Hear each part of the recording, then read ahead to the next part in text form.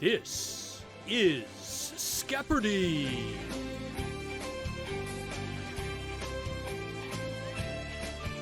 For our 2024 Skeptical Conference Edition, our contestants are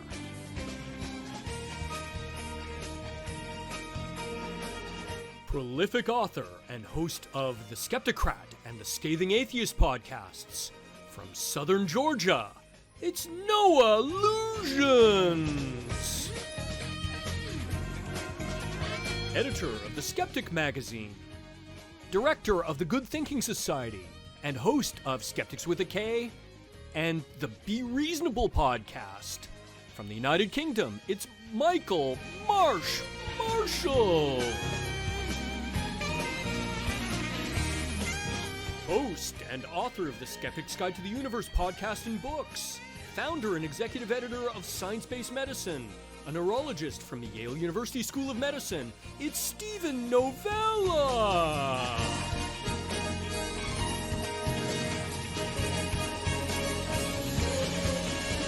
And now, here's your host for Skepardy, Bill Patterson. Thank you, Jay Diamond. Good evening, ladies and gentlemen, and thank you for joining us for Skeptical 2024. I hope you're enjoying this year's conference, and thank you. I hope you enjoy our little game today. We have three very smart, very funny people who will have to abide by these rules. Contestants will be playing by the same rules as in the slightly longer running version of the game. You must first wait until I finish reading the entire question before buzzing in. Also, we play by what I call gentleman's rules. So you're not penalized for wrong answers, except when a wager is involved. So the only time you can lose money is on a daily double or final Skepardy. And as always, phrase your response in the form of a question, because after all, this is Skepardy. All right, so Noah, Marsh, Stephen, grab your signaling devices and let's play Skepardy. We'll start with the Skepardy round. One daily double, where we'll be answering questions, or as I like to say, questioning answers in the following categories: vaccine history, non-living legends, eponymous laws and fallacies, and we'll be considering the widening gap between us and them. And I would remind you that us is in quotation marks. That means that the US will occur in all the responses. And to further make things clear, the US will occur at the end of the correct word or phrase. Marsh, I'm gonna, since you're our guest from afar, I'm gonna allow you the board. So please make a selection first. Okay, I'll take eponymous laws and fallacies for 300. In the middle of the board with this clue. In a 2024 article for Information Week, John Edwards reported that this law, which states that the number of transistors in integrated circuits doubles about every 2 years, is likely to remain in force for at least 8 more years. Noah. What is Moore's law? You are correct. What is Moore's law? I had to pretend to be muted long enough to look it up. Good thinking. All right, you have control of the board. Where to next? So vaccine history for 500. All right, using the James Holzhauer strategy, starting at the bottom. And the answer is, prior to the COVID pandemic, the last U.S. vaccine to be FDA approved in 2019 was Ervebo, which gives protection against this virus named for a Congolese river. And Steve, it's yours. Is that the Zika virus? No, sorry. Noah? What is Ebola? Yes, what is Ebola was the correct response. Very good, Noah. All right, you're off and running here with 500 and another one, or 2. Let's go eponymous laws and fallacies for 500. Eponymous laws for 5, and the answer is... Hi, I'm Rob Palmer. I write for Skeptical Inquirer as the well-known skeptic, and I just love discussing logical fallacies. So let me give this one to you. The Holmesian fallacy, coined somewhat uncharitably in honor of this English author, comes from this quote from one of his short stories. When you have eliminated all which is impossible, then whatever remains, however improbable, must be the truth. Really? Blanking on the name. Oh, well, this Holmesian fallacy help with that? Yeah. Noah? Oh, Yeah, so it took me a second to realize that you were asking for the author's name, and now I have blanked on it as well. So thanks, Steve, Arthur for Conan passing that Doyle. on. Oh, sorry. Anyone at Marsh? Go ahead. Who is Arthur Conan Doyle? Who is Sir Arthur Conan Doyle? That's correct. And this thing always bothered me. It says whatever is impossible. It seems like it should be whatever could be possible. But yeah, that quote has always driven me nuts. Marsh, you have control of the board. Where to? Okay, I'll take them for 400. Them for 400. First time in the category with this clue. This year, the movie that was released also saw the first mass vaccination of children against polio and the birth of Simpsons creator Matt Groening. Marsh. When was 1967? Sorry, no. It's a black and white movie, remember? Anyone? Anyone? Answer. Correct response. What is 1954? That's all right. Marsh, you still have control of the board. Okay. We'll go with non-living legends for 300, I guess. All right. I'm jumping all over the board, but that's fine. And the answer is he's a pitcher, part yogi and part recluse, impressively liberated from our opulent lifestyle. So begins the story of Sid Finch, the completely made-up New York Mets pitching prospect invented by George Plimpton for this long-running monthly magazine. Marsh. What is the New Yorker? Sorry, no. Remember, he's a pitching prospect. I mean, it's a magazine it's a magazine that might be about pitching, or maybe, I don't know. Steve? I'll take a guess. What is Sports Illustrated? You are correct. It's Sports Illustrated. And this was really funny. This was 1985. It was an April Fool's article. And what a lot of people didn't realize is the first two sentences in that article, if you look at the first letters and consider them, it spelled out something familiar. All right, Stephen, you have the board control. Where to? I'll do vaccine history for 400. All right, working backwards in the category, and the answer is this wool picker's disease and the role of the AVA vaccine made their way back into the headlines in 2001 when several U.S. politicians were mailed powdered forms of this substance. Marsh. what is anthrax? You are right. What is anthrax? The correct response. You have control of the board. Where to? Let's go us for 400. Us for 4. Answer. It's a demon that terrorizes, or just sits on, women while they're sleeping. It's also a lesser-known movie that stars William Shatner. Steve. What is a succubus or an incubus? One of those two. I'll take this. I'll take the latter. It is incubus. That's correct. I would. It's also a very short-lived Reebok shoe. I don't know if you guys heard about that controversy, but that was kind of funny. All right, Steve, you have control of the board. Vaccine history for 300. 3. Answer. American school children have received the DPT series of shots since 1948, although this P affliction had been vaccine preventable since 1914 when it was called whooping cough. Steve. What is pertussis? You are correct. What is pertussis? And isn't it great that, for 100 years, we've never had an outbreak of whooping cough? I think I have my facts straight on that. Anyway, Steve, please. Vaccine history for 200. And the answer is an inoculation developed in 1896 to combat this fever was sadly never made available to an infamous Irish immigrant living in New York named Mary. Marsh. What is typhoid? You are right. Typhoid Mary. That is correct. Just beating everyone to the buzzer. So we know that buzzer works even in England. Marsh, where to next, please? I'll take us for 500. All right. The answer is this 2-word phrase describes nonsense or sham used to cloak deception.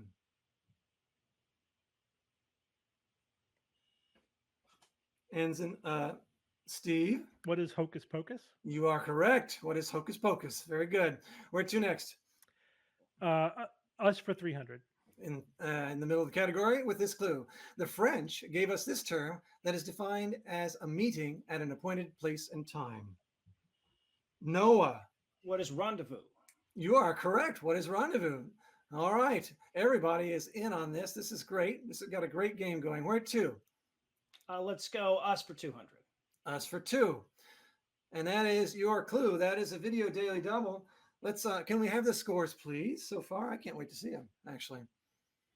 All right. So you see the scores. Noah with 1,100. Marsh also with 1,100. And Stephen leading the way with 1,500. So Noah, what would you wager on this category? Let me say it again. I'll put it all on the line. Let's go 1,100. 1,100 for this.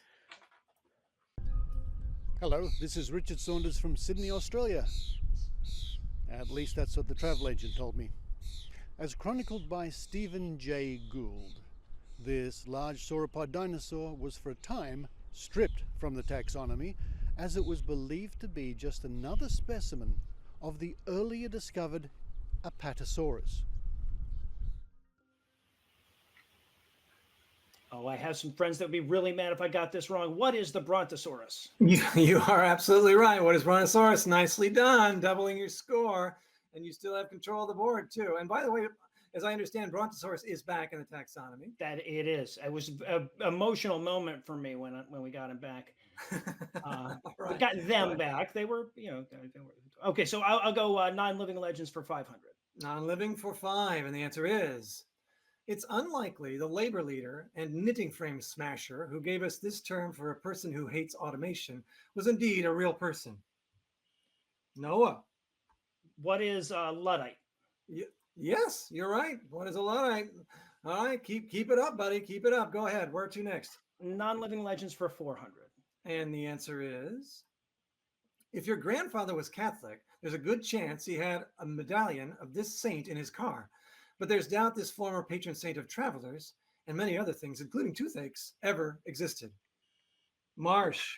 No, sorry. I'm sorry. Stephen. St. Christopher. St. Christopher is right. And he's still a saint, by the way. The idea that he was decanonized is as much of a myth as he is. Mm-hmm. Where to next, Stephen?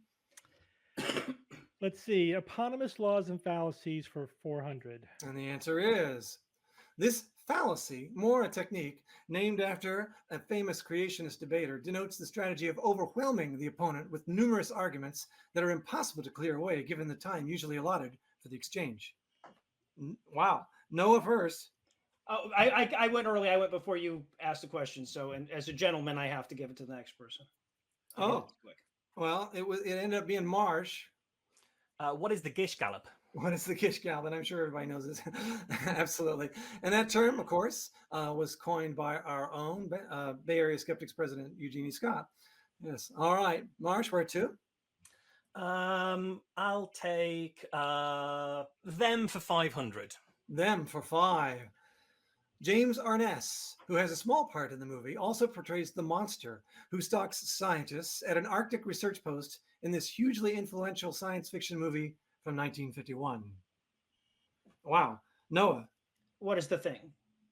And I'll take that. It goes by 2 names, The Thing or The Thing from Another World. Yes. Okay, where to? Let's go them for 300. For 3. We're always working backwards, but that's fine.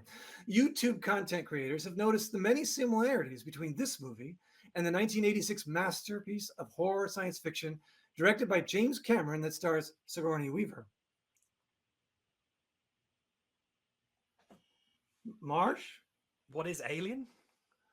No, sorry. Anyone else? Awful close, though. Noah? What is a movie that is very similar to Alien? It is very similar. Steven, you want to have a stab at this? Yeah, there's no penalty, remember? Yeah. I can't think of anything that would fit that. James Cameron, Sigourney Weaver, related to Alien. So Aliens? What is Aliens? Yes. Question form, please. What is Aliens? Yes, that's right. What is Aliens is right. No way. Very good. It's 2 different movies, but I wasn't sure what they were asking. A right answer is a right answer. Stephen, Vaccine history for 100. Oh, I'm sorry, which? Vaccine history for 100. We'll finish out the category with this clue. Though the first recognized vaccine for this deadly contagious disease is considered to have been developed in 1796, the attempts to eradicate it through inoculation go back centuries earlier. Marsh. What is smallpox? Yes, just beating Stephen to the buzzer. Wow. Okay. Where to? Eponymous laws and fallacies for 200, please. Answer. Godwin's law is somewhat new in the lexicon. It states that as an online discussion grows longer, the probability of a comparison to this ignominious historical figure approaches 1. Noah. Who is Hitler? That is right. Who is Hitler? I don't like saying that sentence, but yeah, okay. I know who that is. Yes. Okay. And let's go non-living legends for 200. For 2 with this clue. We don't know for sure if this author of the Iliad and the Odyssey really existed. Noah. Who is Homer? Who is Homer is right. Not the one on the right. Okay. Where to next? Non-living legends for 100. We'll finish out that category. Playing on Prokofiev's Lieutenant Kiji, which chronicles the life of a completely made-up person, this hugely successful TV show from the 1970s invented Captain Tuttle, a heroic, generous-to-a-fault soldier who is made up by the lead character played by Alan Alda. Marsh. What is MASH? Very good. Very good. That is right. What is MASH? Okay. And only a few clues left. I'll take us for 100. And we'll finish the category. It's defined as unwilling to admit or accept what is offered as true, or skeptical. Stephen. Oh, I thought of the wrong word. I forgot the category for a second. It doesn't end in us. Don't know. That's all right. That's all right. Marsh. What is ignoramus? No, sorry. No, Noah. What is dubious? No, I mean, that's really good. That's really good. What I really wanted was what is incredulous. Okay, yeah. All right, but Steve, you still have control. Them for 200. 200 answer. Edwin Gwynn, who plays the entomologist Dr. Harold Medford, is probably best known for his portrayal of Kris Kringle in this beloved Christmas movie from 1947. Noah. Would that be Miracle on 34th Street? It would be indeed. That's right. Okay. 2 clues left. Let's go them for 100. And the answer is, in the first attempt to kill the giant ants, gas bombs containing the anion CN, better known as this, are thrown into their recently discovered nest. Stephen. What is cyanide? You got it. What is cyanide? And the last clue for 100 in eponymous.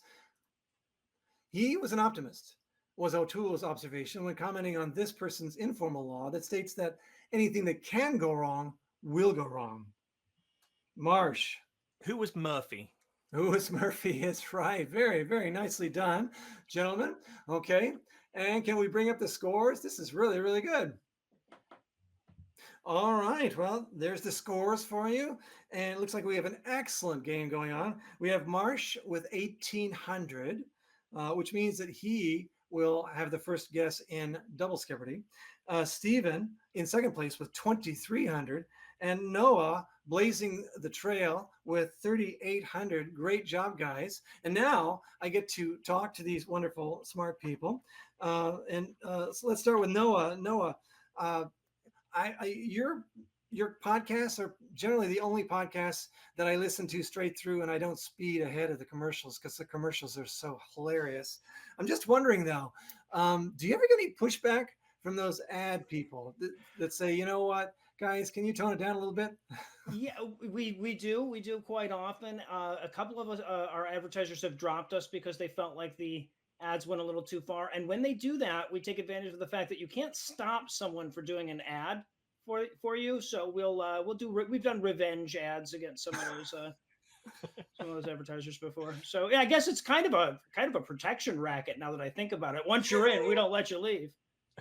That's fantastic. That was the answer I was hoping for too. Well, keep doing what you're doing, please. It's a wonderful service to make us all laugh so much. Marsh, so tell us about the Good Thinking Society. And how can I join? I guess that presupposes that I need to be a good thinker. we don't require you to be a good thinker. So Good Thinking is the charity that I've worked for 10 years now, set up by Simon Singh. So I'm sure lots of people know Simon's work. He's a fantastic science writer. And what he realized was a lot of people were doing skepticism in their spare time. And so when they tried to make a difference and they hit something that was really difficult, they'd kind of go off and do something else because it's their fun time. Why would they spend it doing something difficult? So he decided to set up a charity to fund someone whose job it is to do the difficult, boring things. And that's how I spent the last 10 years, just trying to find my way through regulatory brick walls and undercover investigations and things like that. So that is, I think I'm the UK's only full-time skeptical investigator and have been for the last decade or so, yeah. And we appreciate the heck out of what you do too. It's fantastic. Stephen Novella, wow. What can I say about you? You've been quite a mainstay in the skeptical movement and great educator and doing all kinds of things. And Thank you. that wonderful podcast of you and your brothers do, and Kara and Evan and all. It's pretty amazing. But tell us something about Stephen Novella that nobody really knows. You know, what we really want to know is, does Stephen Novella like pickleball? I've been thinking about getting into pickleball, but I haven't had an opportunity to do it yet. I'm just too busy. The thing is, we're in our 20th year. I've already said all of the interesting little side things about myself 100 times on the show. So everyone knows I was into LARPing when I was younger, and I love science fiction movies and whatever. Like all that stuff is already. I don't think there's anything left that people don't know about me, unless you can think of some interesting question. I like jazz. It's not like on the top of my list, but I listen to it occasionally. Well, we appreciate very much all that you do with science-based medicine, with the podcast. My goodness, I still don't really understand how you sleep at night, or I mean, when you sleep, if you ever do. But anyway, yeah, very different meanings between those two phrases. Yeah, that's kind of how do you sleep at night? Sorry about that. I just want to know, before we go to break, I want you guys to know that you're not doing this for nothing. Everybody here gets $1, okay, for the hard work that you're doing for me. But this is a special one. I give these out to special people when they do special things for me. And this is no ordinary dollar. This is actually a 1935 series silver certificate. I don't know if you can see it very well. It looks absolutely like a regular dollar bill that you would find in your wallet today, except that on the back there's something that's conspicuously missing, which is why I collect them and why I like them so much. Another thing you'll get, I live in Sonoma County, California, and just north of here in Santa Rosa, probably the most famous resident of Sonoma County, even given all those wineries and everything. Certainly the person that everybody would call to mind is Charles M. Schultz, the creator of Peanuts. And everybody gets a little Peanuts bronze medal. And the winner of this whole thing is going to get something very, very special, which I can't reveal, as will come obvious later as to why I can't do that. But other than that, there is a grand prize for the winner of 2024 Skepardy. And we'll be back on the other side with double Skepardy.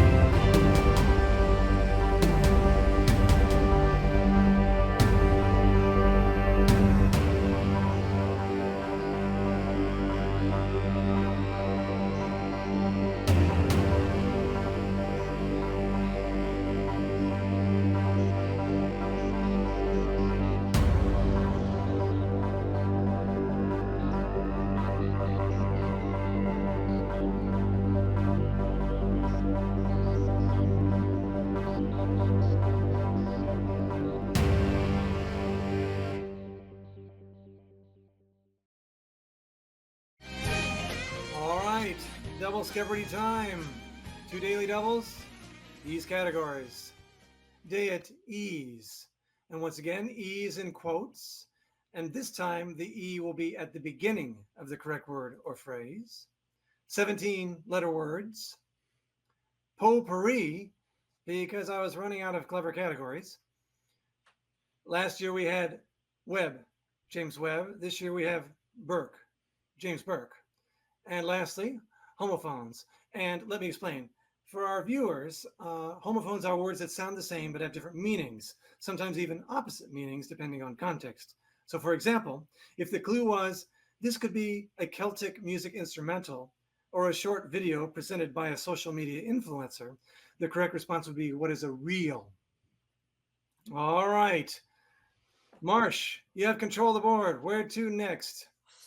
Okay, I'll take homophones for $800. 800, and the answer is, it's your clue, Marsh. Right off the bat, you can make a move here. What would you bet on homophones? Of my my $1,800, I think I had. You're gonna do a James Holzhauer too, and you're gonna push it all in. All right, 8 for 18. I guess so. You can change your mind. No, I'll go for 1,000. Because I don't right. really feel independent, so I'm just gonna go for 1,000. All right, for 1,000 in category homophones, the answer is, it's a high scenic point for viewing a landscape, or what a pseudoscientist might do to dismiss inconvenient facts when promoting extraordinary claims. It's a high scenic point for viewing a landscape, or what a pseudoscientist might do to dismiss inconvenient facts when promoting extraordinary claims.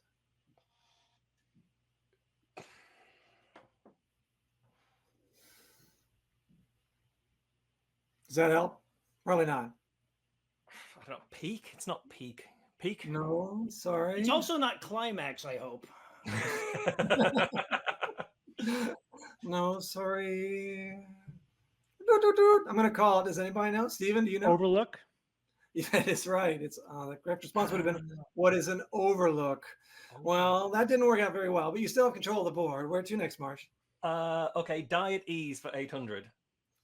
Deities. As in, sorry, yeah. deities for 800. Sorry, yeah. Yeah, and What time is it where you are, Marsh? It's coming. We're fine. All right. This unit of energy's name is derived from the Greek word for work, not for an evil demon found in Enochian lore. Marsh. I didn't buzz. It said my buzzer was locked. Okay. No, that's what, I'm sorry. Try it. Whoever, try it again. They're unlocked. Answer, Steve. What is an erg?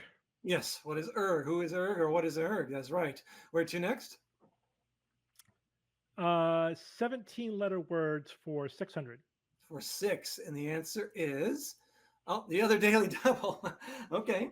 So Stephen with 20. How much does Steve? I'm sorry. Bring up the scores again. Stephen, you got 3,100 to work with here. What would you wager on the category 17 letter words? I'll bet 2,000. Whoa, 2,000. Okay, this is your clue.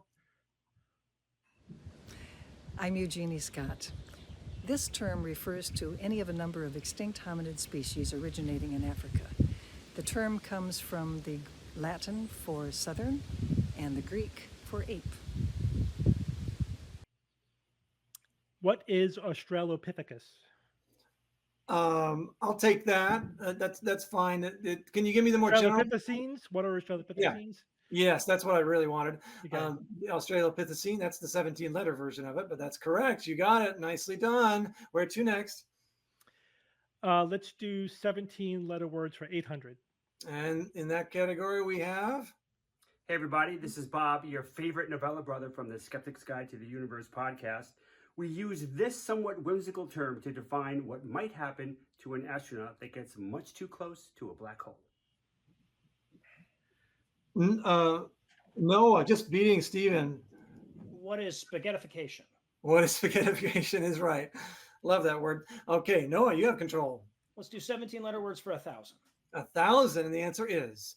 Moving over to geology, this term, often attributed most to Charles Lyell, though originally coined by Englishman William Whewell, asserts that geological events occur at pretty much the same rate now as they always have. Stephen. What is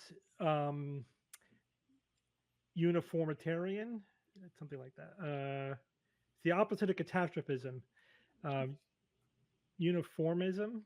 So uniformitarian. Ism. Yes, that's right. Uniformitarianism. Yeah. I had to get the 17-letter version of it. To get to 17. All right. Very, very nicely done. And you had the right idea. So go ahead. 17-letter words for 400. Answer. Isn't it a shame that this word that means fear of the number 13 doesn't have 13 letters? Stephen? What is triskaidekaphobia? I'll take it. Triskaidekaphobia. Triskaidekaphobia. Yeah. Okay. I'm being lenient, but that's fine. Where to next? All right, we'll finish off the category for 200. Answer. It refers to the curious and incredibly useful phenomenon that resistance in conductors virtually disappears at low temperatures. Stephen again. What is superconductance? No. Or superconductors? Superconductivity. Okay. All right. I'll give it to you. I'm gonna get some hate mail for this, but that's all right. What's next? All right. I'm not typing it yet. Let's see how this game.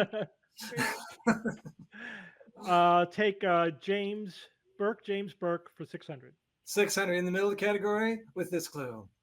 A true polymath, besides being a historian of science, television producer, and author, he is fluent in this language, which came in handy when he lectured at the University of Urbino.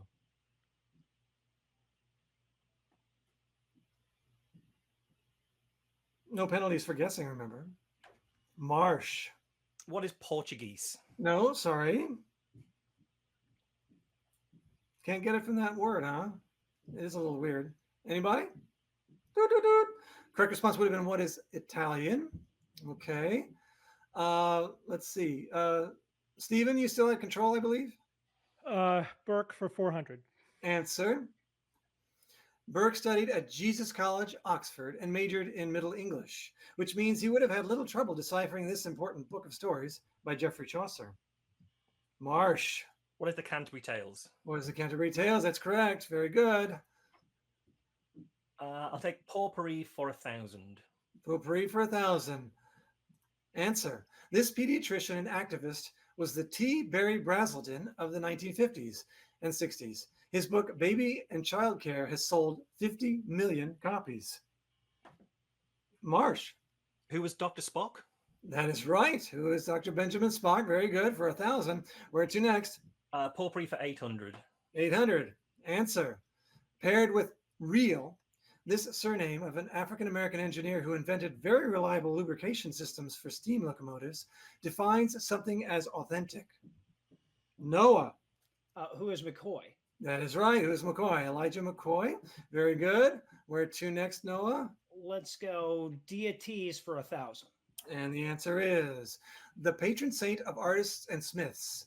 H.G. Wells borrowed this name to identify the friendly race in his novel, The Time Machine. Noah. Who is Eloy? That's right. Who is or who are the Eloy? That's very good. Where to next? Let's go homophones for 1,000. And we'll get all the big dollar amounts are going away quick. What a devout Christian does to keep his wife close by, or what a learned scholar will do to separate true and untrue statements made by a zealot.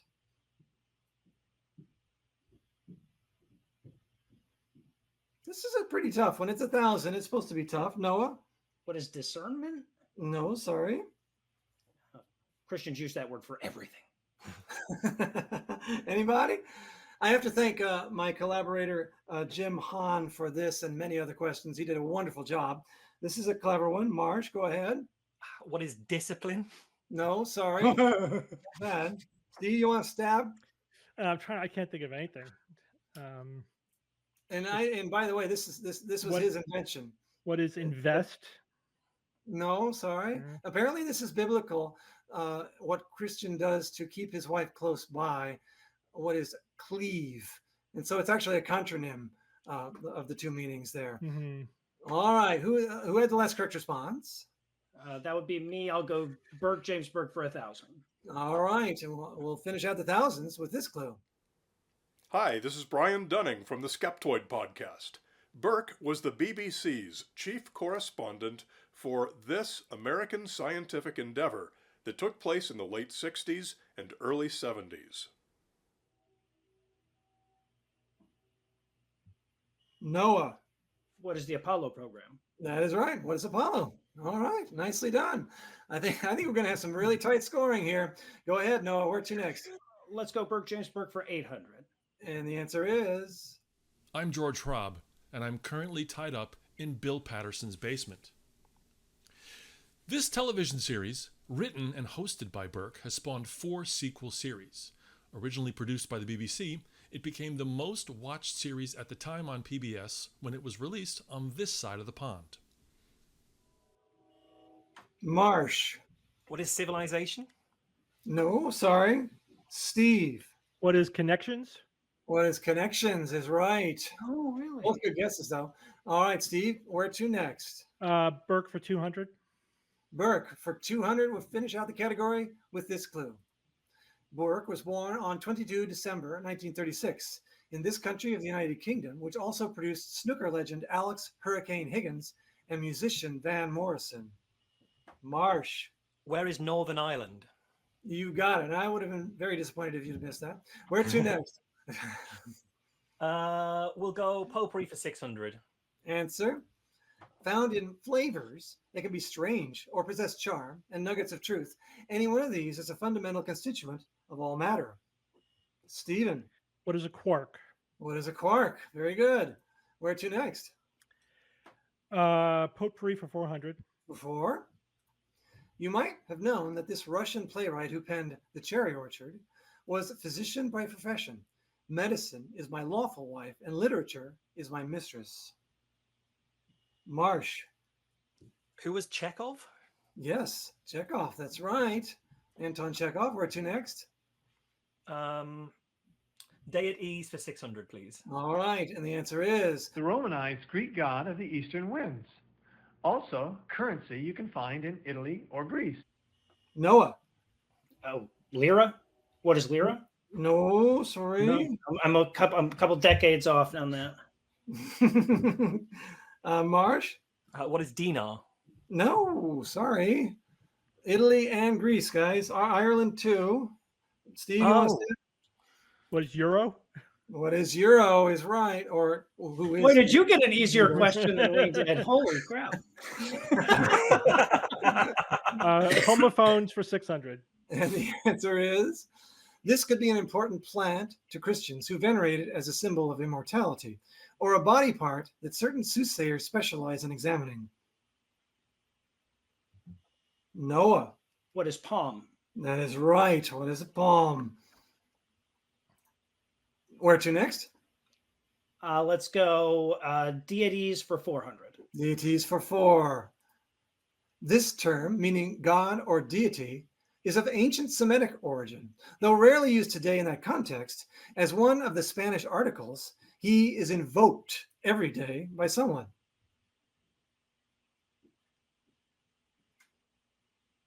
As one of the Spanish articles in the Spanish language. Marsh. Who is El? Yes, who is El? That's right. Where to next? Potpourri for 200. And we're coming to the end here. The answer is, it's a collection of information values, often clustered into related sets, and said to be raw before processing. Marsh, just beating Noah. What is data? What is data? That's right. Something going on with that category. I can't quite put my finger on it. Go ahead, Marsh. Where to next? Can I take deities for 200, please? We'll finish out the category with this clue. She's a Greek mountain nymph whose name became the term for, among other things, audio signals bounced off a surface. Noah. Who is Echo? Who is Echo is correct. Do I get bonus points for figuring out what the potpourri theme was? If so, can I have them as well? What do you think the potpourri theme is? Were they perhaps Star Trek characters? Give that man an extra 300, please. Oh my god! I thought there was a time we'd have to come. Yeah, right. Yeah. I was sat on that. And go ahead, you're doing great here. Let's do homophones for 400. All right, leaving one, we have the answer is it's a creature used for a historic biological therapy to not extract the evil humors from blood, or a person who habitually exploits others for financial gain. Marsh. What is a leech? What is a leech? That's correct. Very good. And the last clue for 200 in the category homophones goes like this. What you might do on the couch after this game, or a word evaluating Uri Geller's claim that he can bend spoons by supernatural means. Stephen. Lie. What is lie? What is lie is correct. Very good. All right. And we're coming to the end here. Okay. Can we bring up the scores? All right. And look at these scores. We have a real barn burner here. Very, very happy to see this. We have Marsh with 3,800. Had a little trouble with the daily doubles, I recall. But look at this. We have Stephen and Noah both tied with 8,500, which means that Marsh can act as a spoiler here. And Noah and Stephen are going to have to be very, very careful when they figure out what they're going to wager on this category. Skeptics Bookshelf. And I would remind our contestants that skeptics don't just read nonfiction. So contestants, make your wagers accordingly based on that category.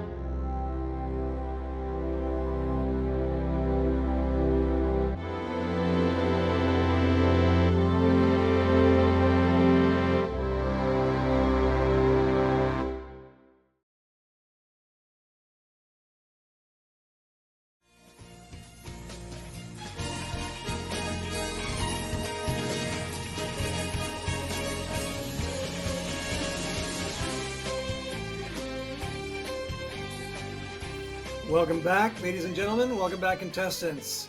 Okay, so in the category Skeptics Bookshelf, you've made your wagers. Now, here is the final Skepardy clue.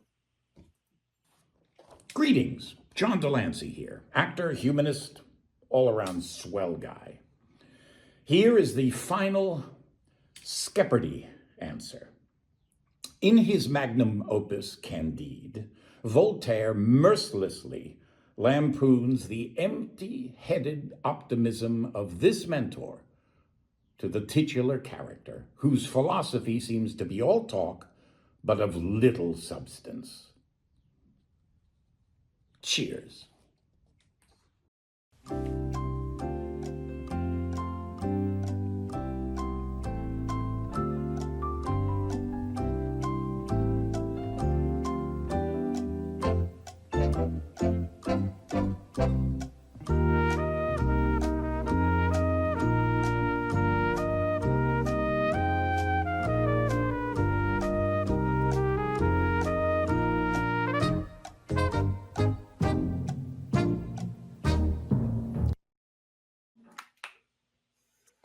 All right. Pens down. You know the rules. Okay, we'll start with Marsh. And did he have the correct response? I'm fairly confident I have not got the right answer because I've not read Candide despite being a literature major. So I've gone with Socrates as a philosophical mentor that I was very aware of. Didn't even phrase it in the form of a question. Didn't even. Oh, sorry, that's not the correct. And I can't see, so I have to take his word for it. Okay, so that's not correct, but how much did you wager? $3,000. 3,000, which will leave you with 800. So you're not completely out of the picture here. We'll move over to Noah next. Did he have the correct response? I did. I don't think I did, but we'll find out for sure. I have. Who is Dr. Stephen Novella, who is now my Skepardy arch nemesis? I didn't know Stephen was that old to appear in a novel. No, you know probably that's not the correct response. How much did Noah wager? All but $2. $84.98. Okay, well, leaving you with $2. That's not nothing. All right, we'll move over to Stephen, who is tied with Noah for the lead. Did he have the correct response? I had no idea. No idea. Didn't have time to hazard a guess. I bet $800. Okay. Well, the correct response, who is, and there was a hint. The hint was all talk, but of little substance. All talk, as in everything, as in pan, and talk, as in gloss. The answer is, who is Dr. Pangloss?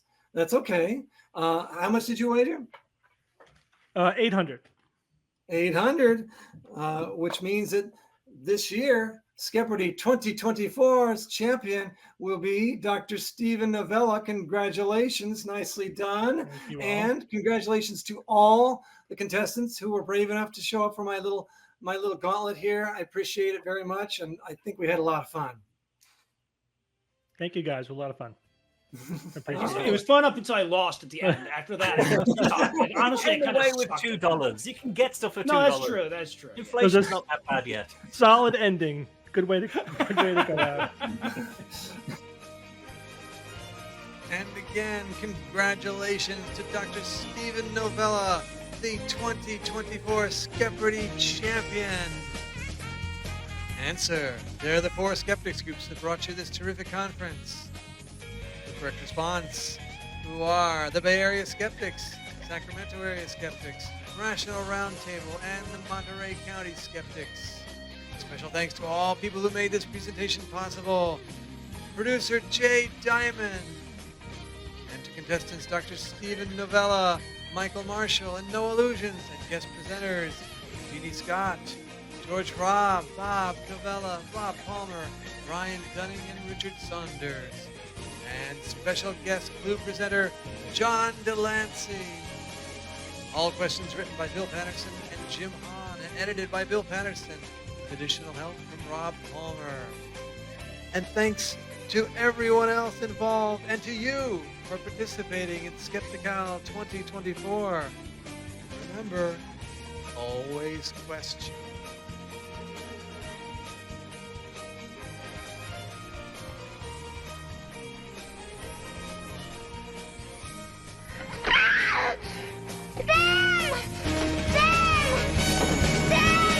That's it, man. Game over, man.